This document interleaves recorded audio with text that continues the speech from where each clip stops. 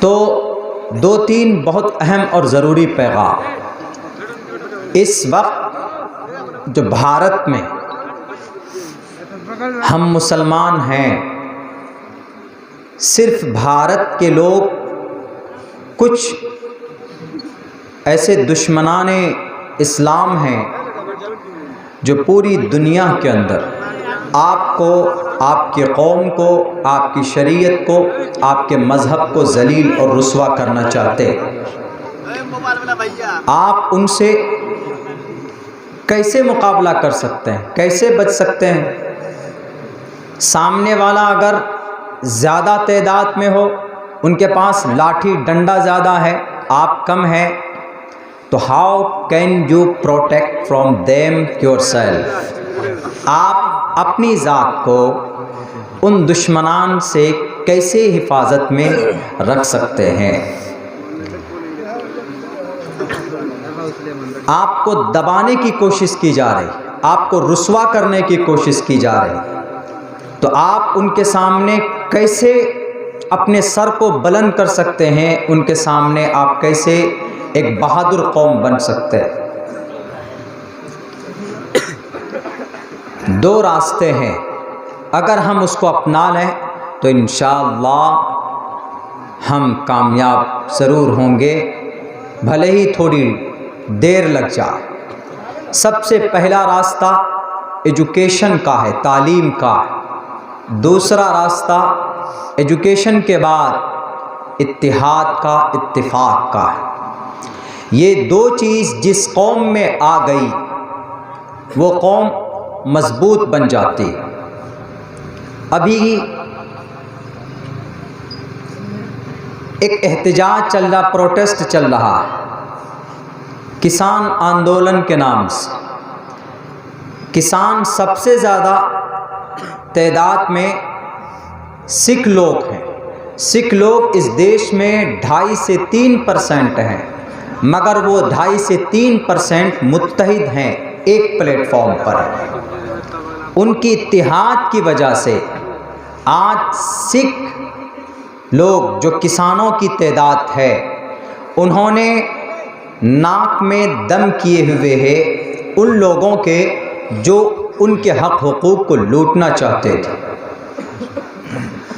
दूसरी बड़ी चीज़ जो एजुकेशन की है, तालीम की है। अब यहाँ पर एजुकेशन, तालीम कौन सी ज़रूरी है? हमारा मदरसे वाली तालीम या स्कूल वाली तालीम, दोनों ही ज़रूरी है। आज मैंने वहाँ पर भी जलसे में एक बात कही, हमारे इस्लाम के अंदर एक अच्छी चीज़ है हुस्न अखलाक। हुस्न अखलाक का मतलब यह है कि अगर आपको कोई गाली देता है तो आप उसकी हिदायत की दुआ कीजिए, ये हुस्न अखलाक है। ऐसा नहीं है कि कोई अगर आपको मारा है तो आप पत्थर उठाकर उसका सर फोड़ दीजिए। अगर आपका कोई नुकसान किया है तो आप उसका मुर्गा पकड़कर ज़िबा करके खा लीजिए। अगर आपका कोई नुकसान किया है तो आप उसके आर काट के छांट छांट करके एकदम सर्वो पतला बना देते हैं। ऐसा नहीं, अगर आपके साथ कोई बुरा कर रहा है तो आप उसके साथ अच्छे बर्ताव करें। इसको हुस्न अखलाक के लिस्ट में आता। इस्लाम के अंदर ये अच्छी चीज़ है। और ये कहाँ से? इंसानियत, ह्यूमैनिटी, मानवता, वेयर इज कमिंग फ्रॉम? कहाँ से आता है, कहाँ से हासिल होता है, कहाँ से क्रिएट होता, उत्पन्न कहाँ से होता? आज मैंने एक लिटरेचर पढ़ा, तुर्की के एक यूनिवर्सिटी के किसी चांसलर ने लिखा, उसने कहा कि एक तरफ कुरान की तालीम और एक तरफ साइंस एजुकेशन, विज्ञान।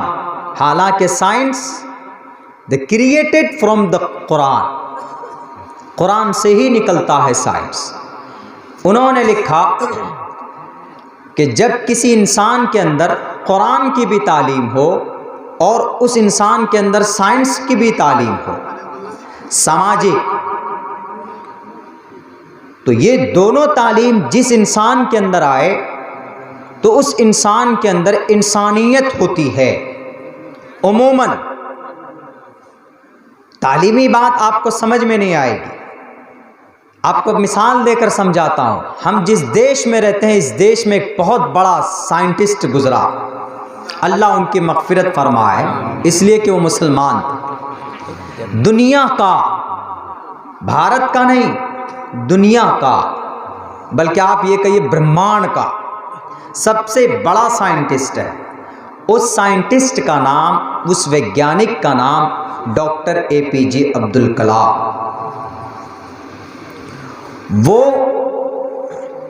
ऐसा नहीं है कि वो इधर भी फोर्स इधर भी फोर्स चल रहे हैं और बड़े 10 लाखों वाला 10 लाख सूट का कपड़ा पहन रहा है, 3 लाख कीमत का पेन रख रहा है, ऐसा नहीं थे वो बहुत सीधे साधे इंसान, बहुत सीधे साधे।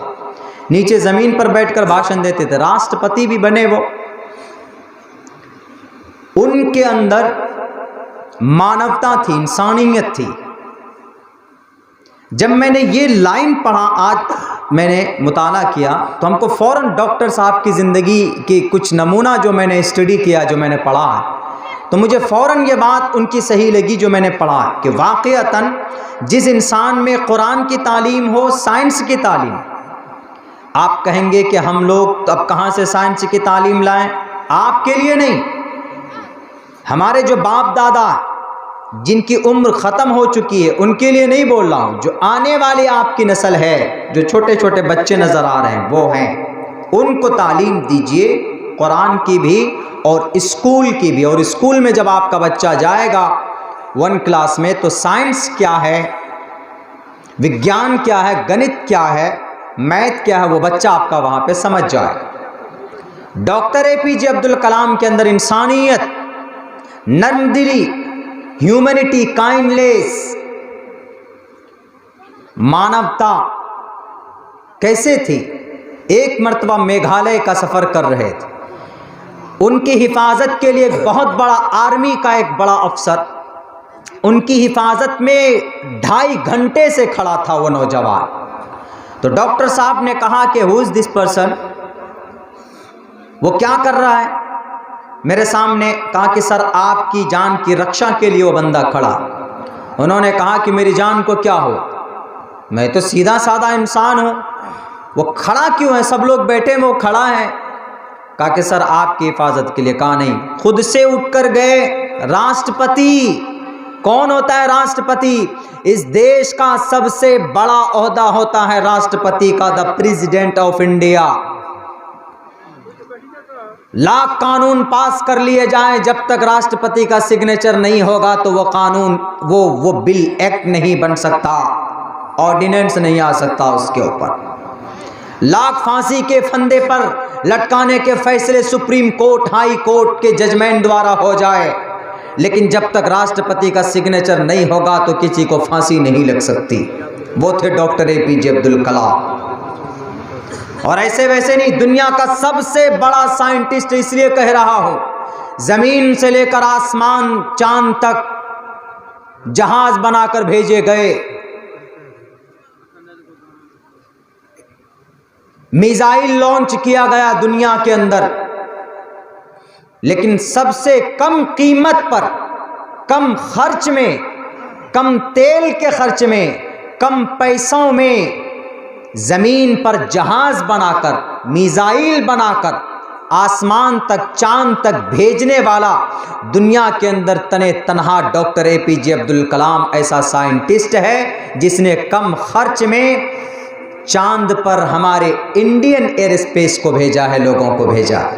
Doctor APJ Abdul Kalam America में नहीं, चीन जापान वालों ने नहीं, डॉक्टर APJ अब्दुल कलाम कम खर्च में। अगर वो लोग 200 करोड़ रुपए का जहाज बनाते हैं तब वो चांद पे पहुंचते हैं, तो डॉक्टर APJ अब्दुल कलाम ने ओनली सिर्फ 100 करोड़ रुपए खर्च करके जहाज बनाकर भेजा।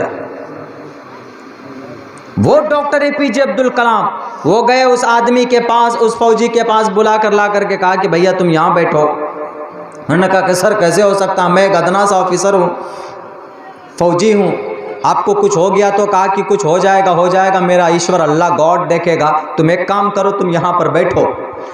वो जितनी देर स्पीच उन्होंने तकरीर की, जितनी देर तक वो रहे, उतनी दूर तक उस नौजवान को अपनी कुर्सी पर बिठा करके रखा। इसको बोलते हैं मानवता, इंसानियत, रहमदिली। क्यों? उनके अंदर दोनों तालीम थी। डॉक्टर APJ अब्दुल कलाम की बुनियादी तालीम मदरसे में भी हुई, कुरान भी पढ़ना जानते थे वो, लेकिन साथ साथ में साइंस भी उनके हाथ में था। तो ये चीज़ ज़रूरी है। जब तक आप एजुकेशन वाला रास्ता नहीं अपनाएंगे तो ना तो आपका ये समाज सुधर सकता है, ना तो आपका मोहल्ला सुधर सकता है। आपके मोहल्ले को सुधारने के लिए किसी मेंबर की ज़रूरत नहीं है, किसी मुखिया की ज़रूरत नहीं है, किसी पंचायत को सुधारने के लिए किसी MLA की ज़रूरत नहीं है, MP की ज़रूरत नहीं है किसी इलाके की तकदीर को बदलने के लिए, बल्कि आप अपने बच्चों को तालीम के रास्ते पर डालिए। अगर 20 साल 25 साल के अंदर तब्दीली ना जाए समाज के अंदर, इलाके के अंदर, आने वाली और नस्लों के अंदर तरक्की अगर नहीं हुई तो मैं मर कर चला जाऊंगा, कब्र पर उठाकर बोलिएगा कि अब्दुल्ला तुम झूठ बोल कर आए हो।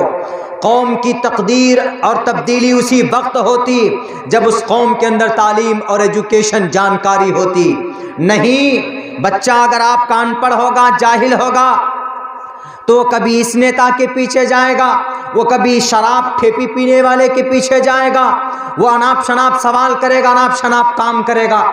एक आदमी हमसे आज पूछा गुजरात से फ़ोन करके कि मौलाना आपका कुरान, ये कुरान, आपकी शरीयत ऐसा वैसा। हमने कहा कि मेरी शरीयत नहीं, अल्लाह का कुरान नहीं। हमने कहा कि अल्लाह का कुरान से आपको एतराज़ है, ये ईश्वरीय ग्रंथ है बेवकूफ़। ईश्वरीय ग्रंथ आप कहिए अल्लाह का कलाम या बोलिए ईश्वरीय ग्रंथ, दोनों सेम है। ईश्वर मीन्स अल्लाह, ग्रंथ मीन्स किताब। अल्लाह का कुरान वही है, अल्लाह माने ईश्वर और कुरान माने किताब। हम लोग तभी समझ में आते हैं, लोग समझते हैं। तो हमने उनको कहा कि ये मत कहो ना कि अल्लाह के कुरान में तुम्हारे ये लिखा, हमने कहा कि ईश्वरीय ग्रंथ में लिखा। बोला ईश्वरीय ग्रंथ में ऐसा लिखा हुआ हो ही नहीं सकता। मीनिंग चेंज हुआ तो दिमाग काम करने लगा, वो जाहिल ही रहा होगा और जिसकी बुनियाद पर वो इस तरह अनाप शनाप बात कर रहा था कि आपके कुरान में ये लिखा, नमाज क्यों पढ़ते हैं, अजान क्यों देते हैं। हमने ये बात चीख चीख कर कही है कि नमाज पढ़ने पर एतराज़ नहीं होना चाहिए। नमाज का तज़किरा कुरान में नहीं, ईश्वरीय ग्रंथ में है।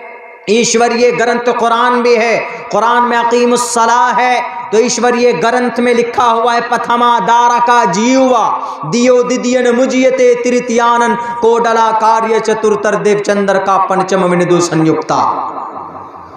हमने कहा बताओ जो नमाज पर एतराज करते उनसे पूछो what is the definition in Hindi language. क्या कहा पंडित केवलानंद जोशी ने मनुस्मृति को एक्सप्लेन करते हुए।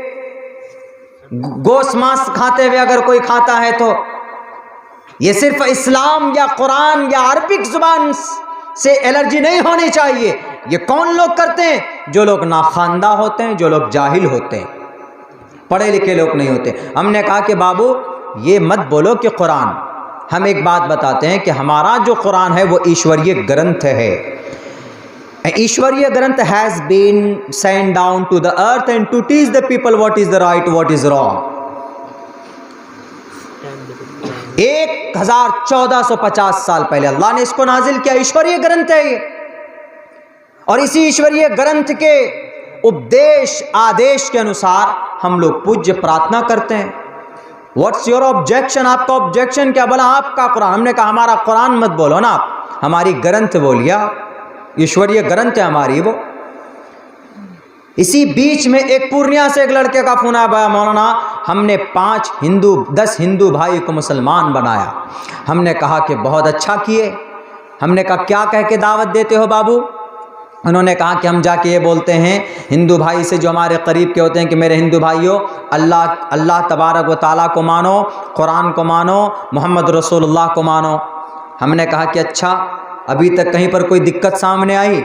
उन्होंने कहा कि नहीं। हमने कहा कि किसी न किसी दिन तुम्हारा मॉब लिंचिंग हो जाएगा, तुम्हारे सर पे बाल नहीं दिखेगा किसी दिन। इतना मारेगा ना RSS वाला, बजरंग दल वाला, अगर पड़ गए किसी हत्थे में तो एक कोटो सर में बाल नहीं रहेगा तुम्हारा। बोला क्यों? हमने कहा कि तुम मंदिर के सामने जाकर के बोलोगे कि अल्लाह एक है तो तुमको मारेगा नहीं, वहाँ पे तुम्हारा दांत का 32 दांत तोड़ के बाहर निकाल देगा। बोला तो कैसे करें? हमने कहा कि रास्ता है करने का। हिंदू भाइयों से कहो, मिलो, उनसे कहो कि हमारा ईश्वर एक है।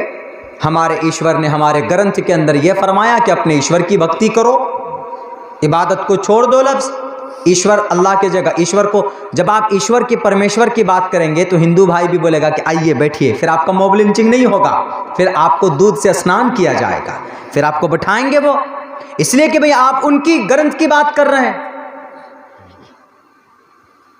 ये बातें कहाँ से आ सकती हैं? ये बातें तालीम से आ सकती, ये बातें एजुकेशन से आ सकती। अगर एजुकेशन है आपके अंदर, दुनियावी तालीम है, तो आप कोर्ट कचहरी, हॉस्पिटल, पुलिस स्टेशन कहीं पर ठगे नहीं जाएंगे। और अगर आपके पास दुनियावी भी नॉलेज नहीं, कोई नॉलेज नहीं है, पूरी ज़िंदगी चेंगा टुप्पा मछली मारा है, पकड़ा है आप लोगों ने, हमेशा से नदी में जाके और धिप्पर और वो जंगी लगा करके बंसी ले करके गए, पूरी ज़िंदगी उसी में पार हो गया है, तो फिर तो एक थानेदार भी पता है कहाँ से। लॉकडाउन के ज़माने में हमको हंसी आ रही है, लॉकडाउन है, गेहूं का खूब पका हुआ गेहूं, किसान सब लोग, हमारे लोग गेहूं काटने के लिए गए। एक तो चौकिया साइकिल लेके गुजर रहा था पथराबारी से बहरबारी वाले रोड पे, आप लोगों ने देखा होगा वो रास्ता। वो जितना भी आदमी काट रहा था वो सब भाग रहा है घर के तरफ। हमने कहा रे क्यों भाग रहे? बोला वो आ रहा है, वो लॉकडाउन है ना, मारने के लिए आ रहा है यहाँ पे।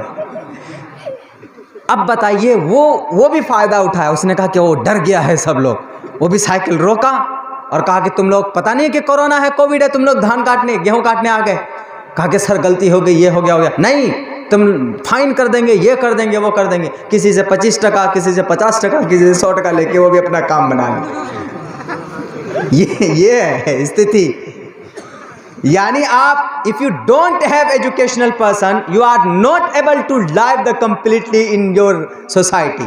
The primary aim of education is to qualify and the prepare the qualification in the development cultural society.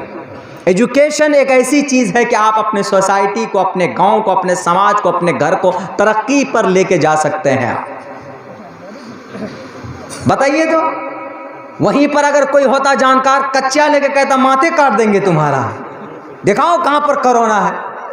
तुम साइकिल पे घूमते हो तो कोरोना नहीं है, हम यहाँ आए, तुम्हारा अगर नहीं काटेंगे गहम तो तुम्हारा पेट में जाएगा कि जो इतना बड़का बड़का पेट बना लिए हो तुम लोग कुर्सी में बैठ बैठ करके। जवाब दिया जा सकता है। अगर आप हैं पढ़े लिखे तभी आप जवाब देंगे, नहीं है पढ़े लिखे, कुछ नहीं जानते हैं, दस्तखत नहीं जानते हैं, हमेशा सिर्फ हम लोगों ने बस यही आपके थपकोल चौक से गए, भैंस का गोश्त लाया और खाया और बासी भात खा खा कर सोते रहे, तो फिर तो कुछ नहीं होगा समाज का। इसीलिए अगर हम चाहते हैं कि हम अपने समाज को बदलें तो सबसे पहले, सबसे बेटर तरीका यह है, टाइम थोड़ा ज़रूर लगेगा, अपने बच्चों को तालीम दीजिए, अपने बच्चों को कुरान की तालीम दीजिए। उसके बाद फिर हाफिज़ कुरान बनाने के बाद उन बच्चों को स्कूल में भेजिए। और मैं स्कूल के प्रिंसिपल डायरेक्टरों से भी कहना चाहता हूँ, because I am a director, हज़रत मौलाना भी डायरेक्टर हैं, प्रिंसिपल हैं, मैं भी हूँ। आज 26 जनवरी है। आज 26 जनवरी में क्या कराएंगे पता है? पेट में दर्द होगा स्कूल के डायरेक्टर के जो लोग कराते हैं ऐसा, भैया बुरा मत मानना, शरीयत का तकाजा मैं बोल रहा हूँ, मैं एक आलिम दीन। बच्चों को स्पोर्ट सिखाइए, कर्तव्य दिखाइए, मना नहीं, बच्चों से और स्पीच दिलवाइए, जितना भी हुनर है, मोरल है, हिडन स्किल है, आप शो कराइए लोगों के बीच में। लेकिन एक दो चीज़ बहुत गलत है। एक तो ये कि बच्चों को जो गाना डांस सिखाते हैं, क्या होने वाला है गाना डांस? कुछ नहीं होने वाला। उसके अलावा और कुछ कराइए अपने बच्चों से। वहाँ पे प्रभात फेरी कराते हैं, कितना मरतबा फ़ोन आ गया, बोला मौलाना हमारे स्कूल में बड़ी बड़ी बच्चियां हैं, प्रभात फेरी कराएं, सब लोग कराते हम ना कराएं। तो हमने कहा कि भाई क्या फ़ायदा होगा आपके प्रभात फेरी का? हमने कहा कि लड़कों को निकाल दीजिए, बच्ची छोटी छोटी निकाल दीजिए प्रभात फेरी। हमने कहा कि प्रभात फेरी भी ज़रूरी है क्या, झंडा फहराने के साथ साथ में? बोला सब लोग निकालता, हमने निकालेंगे हमारी बदनामी होगी। तो हमने कहा कि प्रभात फेरी उमूमन इसलिए निकालते हैं, दिखाया जाता है ताकि दूसरे लोगों के बच्चों को दिल में उमंग हो। एक तरह से सूट बूट बच्चे पहने हुए होते हैं तो दूसरे बच्चे भी देख कर अरे कितना अच्छा बच्चा है, देखो दिखने में लग रहा है, उसको भी शौक़ पैदा होता है। बहुत से लोगों की ये नीयत होती है कि हमारे स्कूल का प्रचार होगा, बहुत सारे मकासद होते हैं। हमने कहा कि जो बड़ी बच्ची है उनको मत लेके जाओ। बहुत से स्कूल वाले तो बच्चियों को भी, जो बड़ी बड़ी जवान जवान बच्चियां होती है, उनको भी सड़कों के ऊपर भेज देते हैं कि प्रभात फेरी कराओ। जिनको कराना है कराइए, लीगली एतबार से कोई ज़रूरी नहीं प्रभात फेरी कराना। झंडा फहराना वो ज़रूरी है according to the Indian constitution, वो कराइए।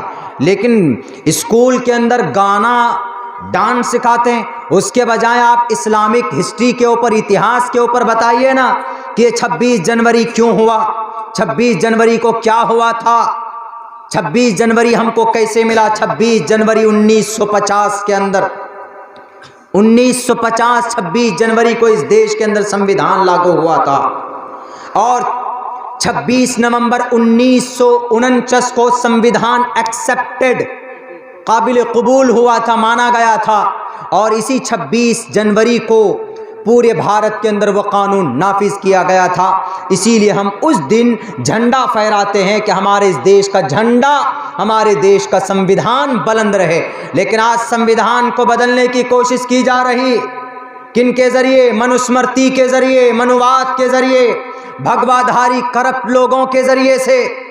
और सबसे पहले वो टारगेट किन को बनाए हैं?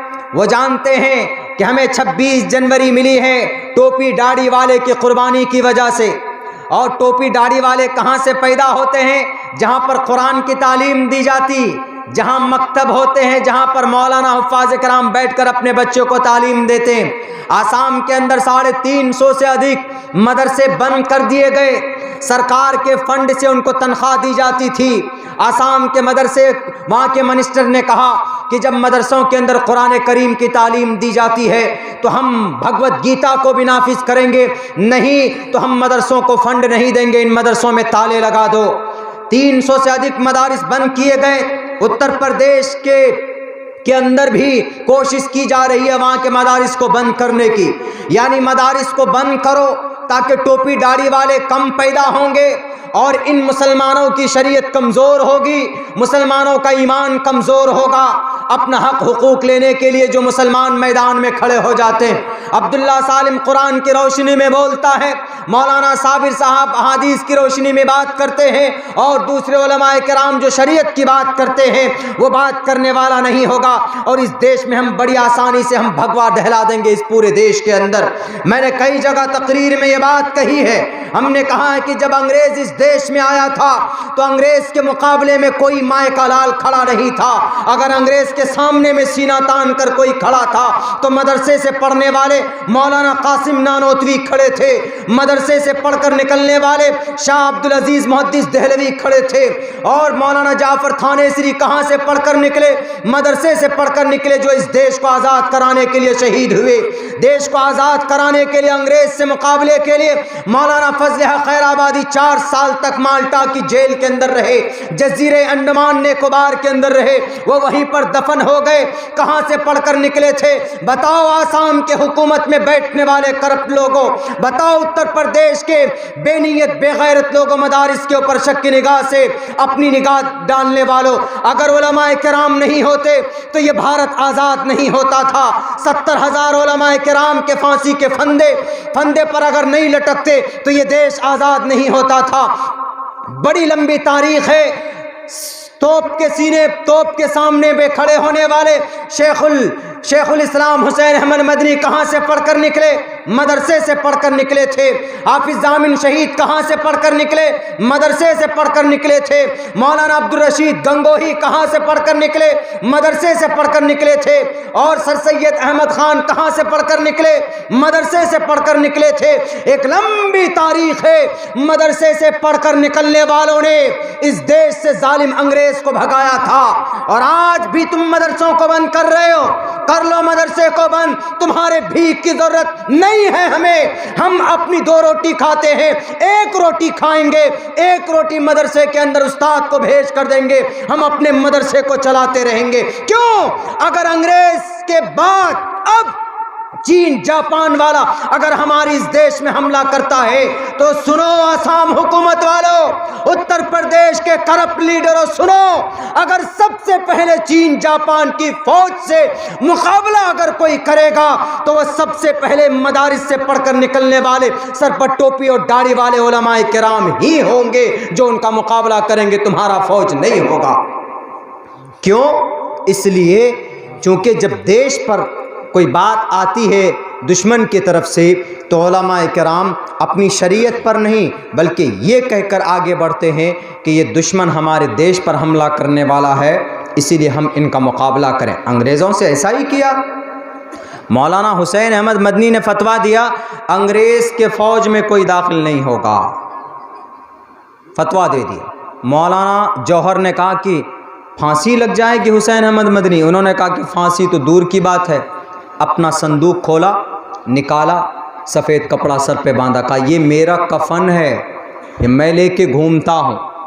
ये होते हैं मदारिस के फुजला जो पढ़े हुए होते हैं। अगर पढ़ा लिखा तबका समाज होगा तो इंशाअल्लाह हम कहीं, अभी एक बिल आया, आप लोग परेशान हैं, ये किसान बिल क्या, किसान बिल क्या, बहुत से लोग नहीं जानते हैं, जो पढ़ा लिखा तबका है समझते हैं। किसान बिल का मतलब ये है कि हम लोगों को मकई और गेहूं होता है तो ट्रैक्टर में डाल के गुलाब बाग जाते हैं और वहाँ पर जो ज़्यादा भाव देता है हम उसको बेच देते हैं, यही होता है। लेकिन अब ये वाला सिस्टम ख़त्म करने की बात की जा रही है कि ये वाला सिस्टम नहीं होगा। कौन सा वाला सिस्टम होगा? आपके थपकोल बस्ती में अररिया ज़िला से जो सबसे बड़ा व्यापार होगा वो आएगा। गेहूं अभी आपने नहीं बोया है, 3 महीना पहले आके कहेगा कि आप गेहूं कितना उपजाते हैं, कहेगा 15 कुंटल। अच्छा, तो 6 महीने के बाद गेहूं का सीज़न आने वाला है तो आप 15 कुंटल गेहूं हमको दीजिएगा और गेहूं की कीमत उसी वक्त तय कर लेगा। 6 महीना पहले, अभी बीज भी नहीं डाला, पहले से नाम रख लिया, नाम रख लिया बच्चे का वजूद नहीं, अम्मी के पेट में कोई नामो निशान नहीं, पहले नाम रख लिया, मंगला चंगला तो होगा, बेवकूफ़ ने कहेंगे उसको।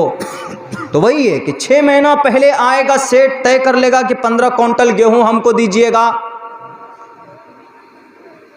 क्या कीमत होगी जी? 1000। चलो 6 महीने के बाद जब गेहूं तैयार कर लिया, पता चला कि 1000 नहीं, अब कीमत है कितना, 1500 रुपये, तो किसान का तो चूना लग जाएगा ना। ऐसा कानून आया, ज़बरदस्ती वाले कानून। खैर, मुझे उधर नहीं जाना है, मैं तो आप लोगों को ये कहना चाहता हूँ कि अपने अंदर मानवता पैदा कीजिए, अपने बच्चों को एजुकेशन दीजिए, तालीम दीजिए। अगर हमने नहीं दिया ऐसा तो मेरे भाइयों, हमारी शरीयत, हमारा इस्लाम से हमने कुछ नहीं लिया। हमने एक मंत्र पढ़ा था वहाँ पे, यहाँ ना पक्ष बातें कुछ राखों, वैद पुराण संत मत भाको, तबलक जो सुंदरम चाहे कोई, बिना मोहम्मद पार ना कोई। मोहम्मद की ज़िंदगी के बग़ैर कोई कामयाब नहीं हो सकता। अब मोहम्मद दुश्मनों पर कैसा रौब डालते थे? जैसे आरएसएस, बजरंग दल, शिवसेना, वीएचपी, विश्व हिंद परिषद, अखिल भारतीय परिषद, ये इस देश के मुसलमानों के एंटी माने जाते हैं। आप इनका दिल कैसे जीतिएगा? तलवार लेके, नारे तकबीर बोलकर नहीं, आप इनका दिल जीत सकते हैं प्यार से, मोहब्बत से। आपके गांव के अंदर अगर आपका कोई दुश्मन है तो आप देख लीजिए, आपका कोई दुश्मन है तो आप कभी भी मिलता है आप उसको सलाम कर लीजिए प्यार से। एक न एक दिन वो सोचेगा कि मैं तो इसको हमेशा से जेल भेजने के चक्कर में लगा रहता हूँ, लेकिन ये जब भी मिलता है बेचारा सलाम करता है, तो कभी न कभी दिल के अंदर उनका रहम आएगा, नरमी पैदा होगी। मेरे भाइयों, ये तरीक़ा था मोहम्मद रसूलुल्लाह का, हज़रत अली का, उस्मान का, अबू बकर सिद्दीक का, जिनकी अच्छाई बयान किया, चतुर्भिर भरातरि भिर्देव करिष्यामि कलिक्षय। इतनी अच्छाई थी कि वैद का जो ईश्वरीय ग्रंथ माना जाता, उनके साधु संत मजबूर हुए कि अरे नहीं, भले ही अबू बकर है, उमर है, फारूक है, कोई भी है, लेकिन अच्छाई उनके अंदर कूट कूट कर भरी हुई है, इसलिए अपने ग्रंथों में उनको जगह दो। ये तो आज के अनपढ़ गंवार लोग जो कुर्सियों में बैठ गए, वो आज मस्जिद के मीनारे तोड़वा रहे हैं नमाज और अजान के नाम पर। अजान गुनाह नहीं, अगर अजान गुनाह होता तो चलापी भविष्यति जनूमम बिना कोलम च पशवस्ते शाम भक्षया मतामम मुसलने व संस्कारा कोशेरी भविष्यति तस्मान मुसलवंतो ही जातूदरम दूषका। मध्य प्रदेश के लोगों मीनारे तोड़े तुमने, क्यों?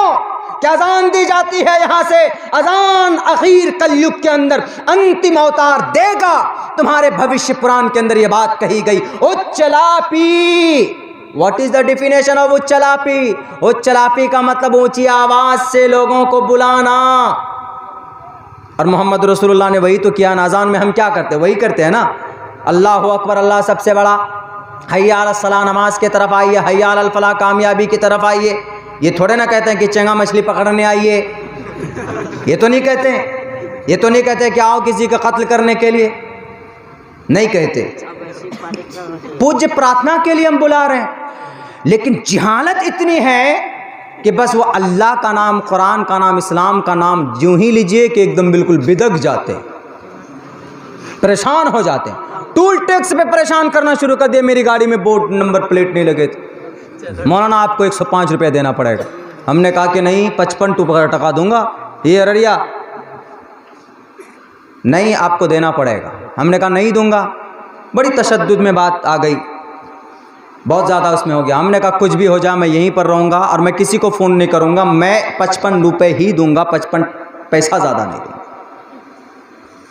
बोला कैसे, आपकी गाड़ी में नंबर प्लेट नहीं, कहाँ क्या है नहीं? हमने कहा कि I am coming just from Jokihat, and Jokihat is it located in just near by Araria district, only 19 kilometres away from here to Jokihat. Police वाले जो आए हुए थे उनका भी माथा घुमा, तो हम तो समझ रहे थे मुल्ला जी है, पकड़ के दबा लेंगे। पीछे पूरा ट्रक वाला लग गया, भीड़। हमने कहा कि मेरी आईडी चेक करो, मैं कहाँ का हूँ, जोकीहाट का हूँ कि नहीं हूँ। पुलिस वाला पहले आके बोला मौलाना 8 लाख 9 लाख की गाड़ी में बैठते हैं आप लोग, 50 टका में क्या जाता है, दे दीजिए ना। हमने कहा कि 50 टका नहीं, देने के लिए 100 टका भी दे सकते हैं, लेकिन नाजायज़ वसूली है, इसलिए नहीं दूंगा 1 टका।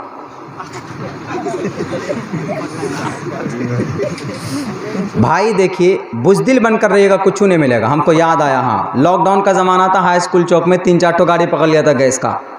हमको याद आया, वो लॉकडाउन का ज़माना था, शायद कोई होगा उसमें से।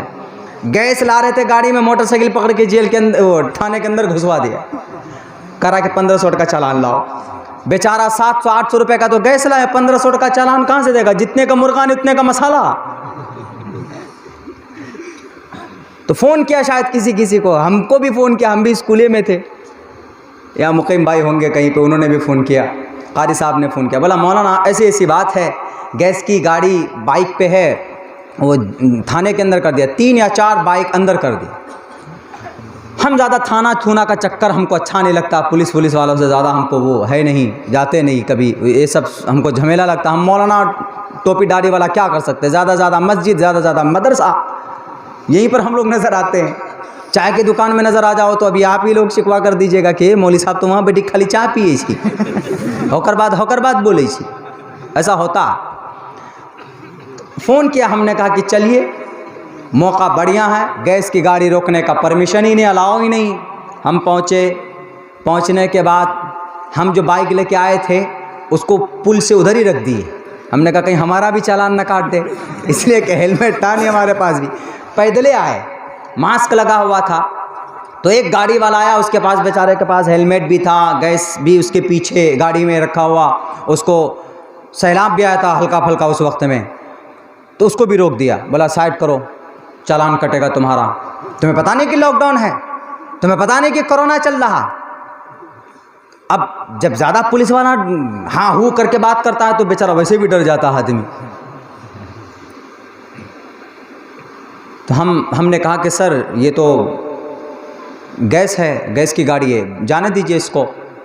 तो एक मोटा सा थोड़ा गोरा सा करके, शायद अभी होगा या अररिया से कहीं से आया था, वो हमको भी बोला हट ऐसा करने लगा, हमको डंडा वंडा दिखा दिया हमको भी। हमने कहा आप क्या कर रहे हैं बाप? हमने कहा कि भैया तुम्हारा बड़ा बहू छोटा बहू किधर है? बोला क्यों, क्या कीजिएगा? हमसे नहीं पटिए। हमने कहा क्या करना? बोला चालान कटेगा इसका। हमने कहा कि 1 टका का चालान नहीं कटेगा। क्यों? गैस की गाड़ी है। बोला गैस की गाड़ी, जाइए वहाँ बात कीजिए, छोटका बाबू वहाँ, बड़का बाबू वहाँ। तो हम वहाँ पहुँचे। हमने कहा कि सर ये गैस की गाड़ी है, मुंह में मास्क लगा हुआ था, मेरा नाम से वो लोग वाकिफ़ हैं, शक्ल से वाकिफ़ नहीं हैं। पुलिस थाने के जो लोग हैं जिम्मेदार हैं। तो वो मास्क लगा हुआ था, तो हम जब बात कर रहे थे उनसे, हमने कहा कि सर गैस की गाड़ी तो अलाउ ही नहीं रोकने के लिए, आप 1500 रुपये इनसे चालान लीजिएगा, 2 गाड़ी आपने थाने में बंद करके रखा, 2 गाड़ी यहाँ पे आपने खड़ी की हुई है। बोला सर आपको मालूम नहीं है, ये बोला मौलाना साहब आपको मालूम नहीं है कि ऑनलाइन बुक हो रहा है। हमने कहा कि सर आप जानते हैं ऑनलाइन बुक करना, अभी कर दीजिए तो मेरा गैस कैसे ऑनलाइन बुक होता है, वेबसाइट क्या है। बोला नहीं आप लोग गैस के कंज्यूमर हैं तो आप लोग जानिए। हमने कहा कि जब आप नहीं करके दे सकते तो हम आम साधारण आदमी कैसे दे सकते। बोला नहीं तो 3 से लेके 5 तक आता है।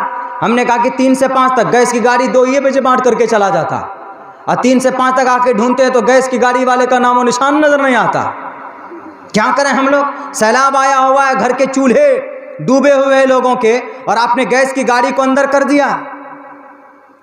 हमने कहा कि ये बुढ़ा आदमी जो खा खा के पेट मोटा कर लिया, फुला लिया है, ये हमको भूप भूप करता है। हमने कहा कि यहीं पर बैठूंगा, धरना दूंगा। तब किसी ने कहा कि ये चतुर्वेदी साहब हैं, अगर बैठेगा तो बैठिए जाएगा, यहाँ पे आया ही इसी मूड से। तो उसके बाद वो आगे कह रहा सर आपकी कौन ठो गाड़ी। हमने कहा 4 ठो गाड़ी हमारी है। वो क्या बोलता, अच्छा जाइए अंदर जाइए, जेके लाके गाड़ी सबको वो कीजिए। गाड़ी सब फ्री में वो दिन 4 मोटरसाइकिल को रिलीज़ किया है, पूछ लीजिएगा। आप ही की ही थपकोल ही का झुआ मझुआ का ही इधर का ही है, कहीं पे वो गाड़ी गैस की गाड़ी वो लड़के थे। तो ये है, वहीं पर अगर कुछ नहीं बोलते कुछ ना कुछ तो देना पड़ता आपको। हमने कहा कि कोरोना हाई स्कूल चौक में आपको दिख रहा है, कई तो डॉक्टर है आपका हॉस्पिटल में जो कि हार्ट में, बताइए तो कोरोना टेस्ट हो रहा है, कितना कराया।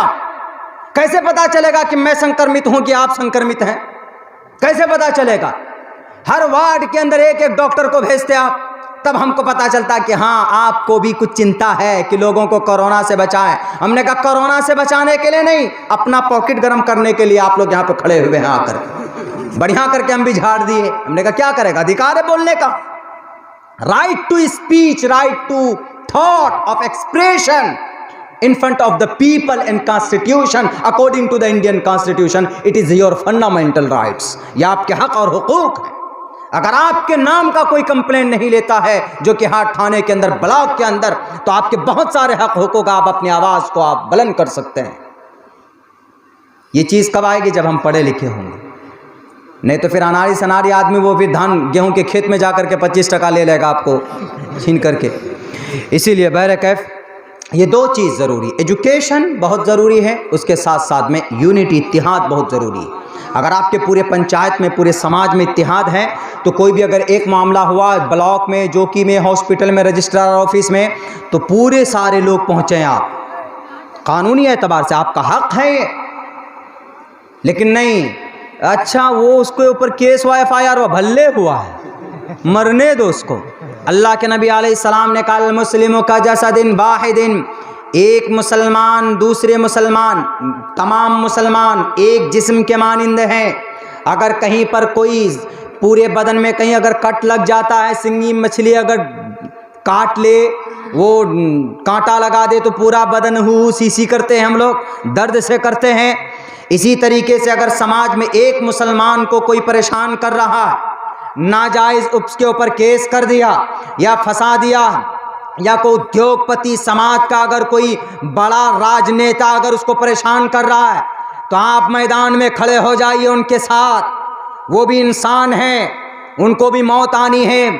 जब फिरौन ने कुछ नहीं बिगाड़ा इस दुनिया का, क्या बिगाड़ लिया, खुद बैन समाई वल अर्ज़ मुअल्लक़ कर दिया गया। हमने देखा है बड़े बड़े तुर्रम खां को जो कि हाट के अंदर धूल चाटते हुए, ऐसे ऐसे बड़ी बड़ी ताकत और अपने आप को खुदा कहने वाले, जो कि हाट की धरती में और बिहार सीमांचल की धरती में हमने देखा है पूरे भारत के अंदर ऐसे ऐसे लोगों को जो आज मजबूर हैं, जिनको कोई लोग पूछने वाला पैदा नहीं हुआ है। मेरे भाइयों, ये जब ही हो सकती है जब आप अपने अंदर यूनिटी बनाइएगा, जब आप अपने अंदर ताकत बनाइएगा, तो इंशाअल्लाह ये 303 लेकर, प्रचंड बहुमत लेकर आपको इस देश से निकालने वाला कानून तो दूर की बात है, बल्कि जब जब आपके बारे में सोचेगा तो कम से कम 4 ग्राम खून उनका कम होना चाहिए कि नहीं, ये बुज़दिल कौम नहीं है, इन्होंने सिर्फ अभी इन्होंने आज़ादी के वक्त तलवार उठाई थी, ये तलवार को लेना अपने हाथ में भूले हैं, बल्कि उनके हर पेचो खम से वाकिफ़ है। इनके खून के अंदर आज भी वो गर्मी है कि आज भी अगर दुश्मनाने भारत के खिलाफ अगर तलवार उठा ले तो उनको सफाया करने की ये ताकत इस कौम के अंदर है। ये चीज़ हमको दिखाने की ज़रूरत है। वो कहाँ से आएगी?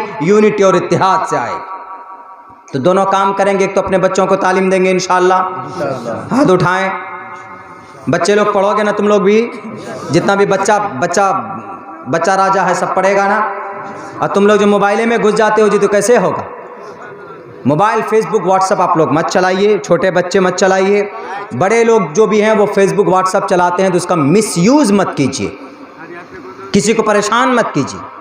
मेरे नाम पर भी एक गलत न्यूज़ छापी गई थी, हमने तो उसका FIR किया उस दिन। तो उस दिन हमको बढ़िया से पहचाना हमारा ये जो बड़ा बाबू साहब, बोले कि सर कौन लड़का? हमने कहा ऐसा ऐसा किया है। बोला अच्छा पकड़ के लाते हैं उसको। हमने कहा कि बस पकड़ करके 2-4 ठो डंटा बढ़िया से मार दीजिएगा, उसको कहिएगा कि फेक ID चला करके तुम ये काम करते हो, और दावा किया कि हमारी ID को कोई ट्रैक नहीं कर पाएगा, तुमसे बड़ा भी ऊपर कोई ना कोई बैठा हुआ होता है। तो यही किसी को परेशान करने के लिए फेसबुक, व्हाट्सअप ये सब हम ना करें। समाज की बहू बेटियों की इज़्ज़त व आबरू को बरकरार रखें। कुछ ऐसा काम कीजिए समाज के अंदर, माशरे के अंदर, कि पता चले कि ये लड़का बहुत शरीफ है, ये लड़का समाज के लिए बहुत अच्छा करता है, कोई गरीब है तो उसकी मदद करता है। ये सब चीज़ होनी चाहिए हमारे नौजवानों के अंदर। ये नहीं कि रातों को 3 बजे बैठ करके गर्लफ्रेंड से आई मिस यू, नींद नहीं आ रही है तो सड़क पे आके बैठ जाते। 2-2, ढाई-ढाई, 3-3 बजे हमारे नौजवान लड़के ऐसे करते हैं। ये सब चीज़ नहीं होनी चाहिए। आपको अगर नींद नहीं आती, परेशान होते, तो 2 रकात नमाज पढ़ करके अल्लाह से दुआ कीजिए, परेशानी दूर हो जाएगी। लेकिन नहीं, मैं मानता हूँ कि आपकी उम्र का तकाजा है, आपको आई लव यू बोलना है तो अम्मी के सामने बोलिए मैया I love you, I love you बोलिए, तो मैया को बोलिएगा तो सवाब। बहन को, बीवी है तो उनको बोलिए, दादी है तो उनको बोलिए, दोस्त है तो उनको बोलिए, लेकिन किसी अजनबी औरत को, लड़की को मत बोलिए, नहीं तो फिर अगले दिन पंचायती भी आ सकता है आपके ऊपर। तो खैर, समाज में बहुत सारे अच्छे काम करने के होते हैं, बहुत सारी अच्छाइयाँ हैं, जहालत की बुनियाद पर दबाई जा रही। इसीलिए हम लोग अहद करें इस जलसे से कि भाई हम अपने अंदर तालीमी बेदारी लाएंगे, दोनों तालीम।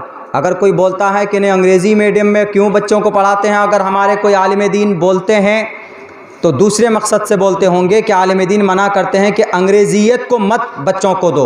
अंग्रेज़ी पढ़ने से मना नहीं करते हैं, अंग्रेज़ी पढ़ाइए, अंग्रेज़ी आपका बच्चा पढ़ेगा, अंग्रेज़ी मीडियम में बच्चे को पढ़ाइए, मना नहीं है, गुनाह भी नहीं है।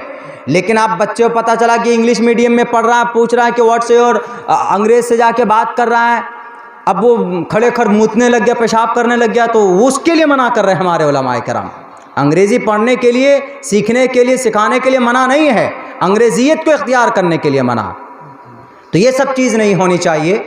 तो इंशाअल्लाह हम आज इस जलसे से अहद करके उठें, आप वो मजमा है जो वाक़ईतन इस जलसे को सुनने के लिए सिद्क़ दिल से आए। 2 काम करना, एक अहद करके जाए कि हम अपने बच्चों को तालीम देंगे इंशाअल्लाह। दूसरे नंबर पर, समाज के अंदर में है ना, किसी की बुराई नहीं करेंगे। अभी इलेक्शन भी सामने आने वाला, पैसा लेकर के किसी को भोटवा मत दीजिएगा। जिसको भी देना हो आपको, जिसको भी कैंडिडेट चुनना हो, मुखिया को दीजिए, मेंबर को दीजिए, सरपंच को दीजिए, जिला पार्षद को दीजिए, इसको दीजिए, उसको दीजिए। मन में रख लीजिए हमको फ़लाँ को देना, हमको फ़लाँ अच्छा लगता है उसको देना है, दिल में रखिए, पैसा वैसा किसी का मत लीजिए। अगर आप पैसा लेकर देते हैं तो फिर वो चीज़ नाजायज़ और हराम हो जाती। इसलिए कि 5 साल के अंदर जो भी अगर वो गलत काम करेगा, कोई भी गुनाह का काम करेगा, घोटाले का काम करेगा, तो वो गुनाह उनको बाद में पहले आपको लिखा जाएगा। 100, 200, 500 में क्या होता? कुछ नहीं होता। हाँ, वोट डालिए, ऐसा नहीं कि वोट नहीं, वोट डालिए।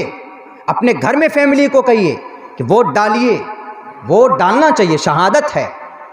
अगर आपको कोई पसंद नहीं है तो जाकर के डालिए, और भी ऑप्शन है वहाँ पे, ढेरी ऑप्शन है, लेकिन वोट डालिए। आपका हिंदुस्तानी एक अधिकार भी है इंडियन होने के नाते, और आपका एक मुस्लिम होने के नाते शरीय एतबार से भी शहादत, गवाही, वोट मैंने गवाही देना कि ये हैं हमारे लायक। ऐसे को मत बना दीजिए आप। सिकटिया में घर जल गया, फ़ोन कर रहे हैं, कहाँ है भैया?